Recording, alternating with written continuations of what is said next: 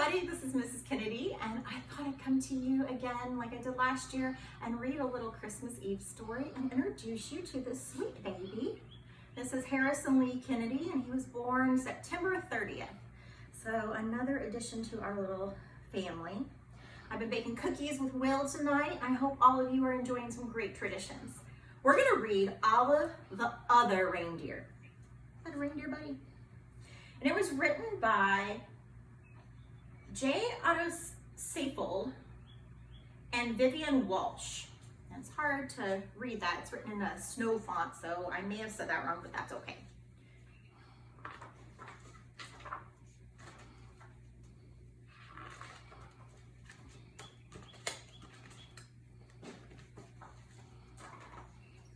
Every day, Olive took her daily dog walk, winter, spring, summer, or fall. Today was a winter's day. It was the holidays. There was music playing outdoors. People were singing, Olive the Other Reindeer. Olive was too shy to sing. She hummed.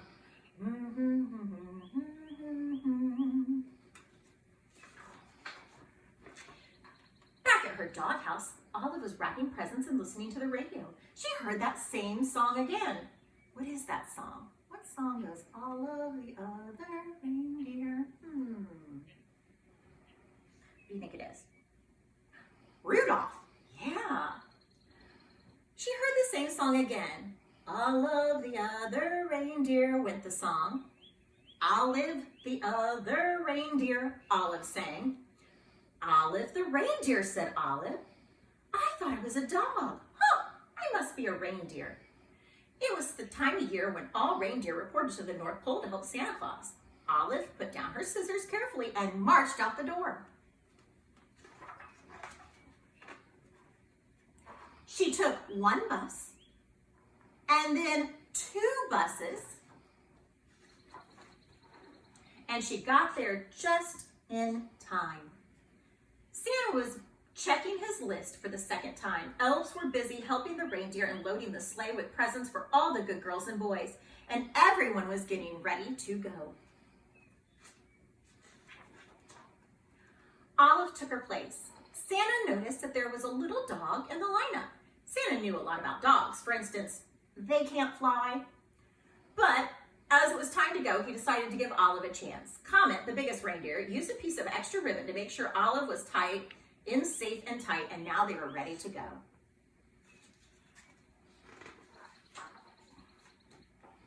Olive was surprised. It was so easy to fly. Can you see her dangling from the other reindeer? The other reindeer were very curious about this new helper. They looked at Olive so much they weren't watching where they were going. Uh-oh. Crash! They flew smack into the top of a too-tall tree. Oh dear, said Santa. My sleigh is stuck in this tree and I'll have to cut it free. Olive clung to the side of the tree. She tried to fly up to help Santa, but she could not. She climbed up slowly and started chewing. Chewing sticks was something Olive could do well. Thank you, Olive, said Santa Claus as they got back on their way. They had not traveled far when Olive's nose began to twitch. Olive smelled trouble. It was the smell of gumdrops candies as they fell from the sleigh. Drop, drop, drop. Olive barked and Santa knew what to do.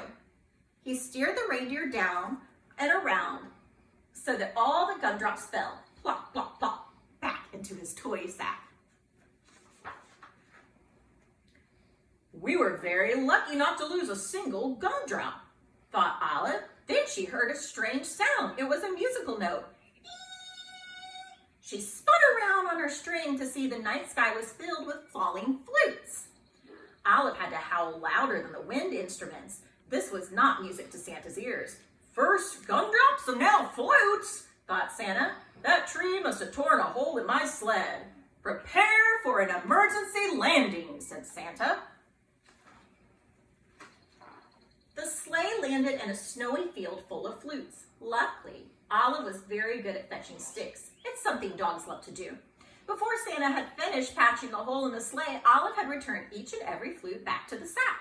"Ho, ho, ho," said Santa. "We're ready to go." They were running late, but after a while, with all the good children received their presents, and Santa and his team headed home. They were almost home when they got caught in the dreaded North Pole fog. The reindeer slowed until it was only the breeze that moved them along. The fog was thick as a pillow. It made everyone feel sleepy. Then Santa remembered something about dogs. They're expert smellers. Yeah, are you an expert smeller? Kind of smelly, but no. Then Olive, "I hate to be late for breakfast this year," he said. "Mrs. Claus has planned a parade of cookies. You can almost smell them, can't you?" And Olive could smell the cookies. "Olive, won't you guide my sleigh this morning?" asked Santa. And Olive moved to the front of the reindeer.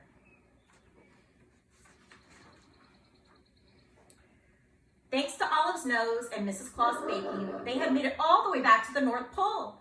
All the elves sang out a cheer. "Hooray, hooray, Santa and the reindeer and the little doggy are back. He's riding on that reindeer's head." Back at the North Pole, it was a glorious morning. After eating lots of good food, it was time to open presents. The reindeer got jump ropes and the elves got tiny toy trains. Santa reached into his toy sack and there was just one present left. It was for Olive. It was her very own set of reindeer antlers. They fit perfectly. Then everyone went outside to play reindeer games. The end. Wasn't that an awesome book? I love that. And you know, it makes me think of the song, and you know Mrs. Kennedy loves to sing.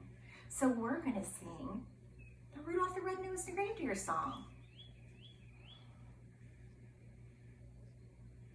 You know, Dasher and Dancer and Prancer and Vixen, Comet and Cupid and Donner and Blitzen. But do you recall the most famous reindeer of all? Rudolph the Red-Nosed Reindeer had a very shiny nose, and if you ever saw it, you would even say it glows. All of the other reindeer used to laugh and call him names.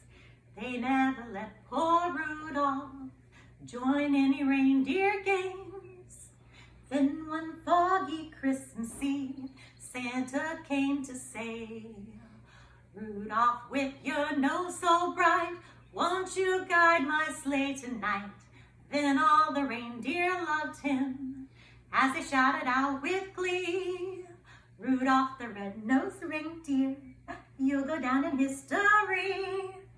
All right, I hope you guys had fun singing along with that and listening to Olive the Other Reindeer. Have a wonderful Christmas Eve and a fantastic Christmas.